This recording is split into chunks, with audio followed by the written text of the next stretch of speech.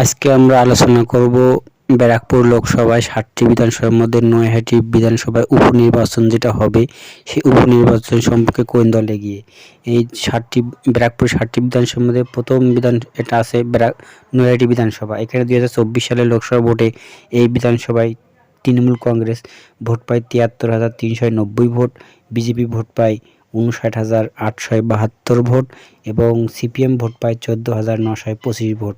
অর্থাৎ নৈহাটি বিধানসভায় ব্যারাকপুর লোকসভায় অন্তর্গত 2024 সালে এখানে তৃণমূল কংগ্রেস 15,518 ভোটের লিড নিয়ে এগিয়েছিল।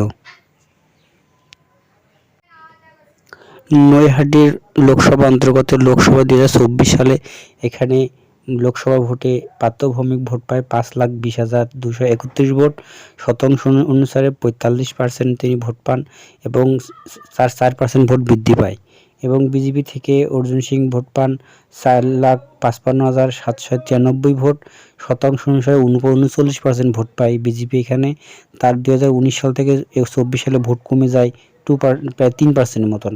সিপিএম থেকে ভোট পায় 1,09,564 ভোট, শতাংশে প্রায় 9% এবং এখানে টিএমসি জয়লাভ করে 64,438 ভোটে জয়লাভ করে টিএমসি প্রাত্যভূমিক।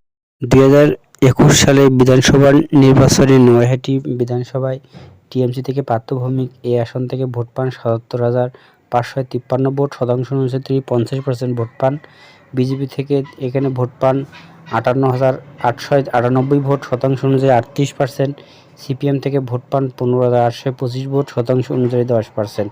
অর্থাৎ এখানে 2021 সালে বিধানসভা নির্বাচনে টিএমসি এখানে 18,855 ভোটে জয়লাভ করেন। অথচ 2024 সালে কিন্তু 2-3 হাজার ভোট কম আছে এই আসনটি।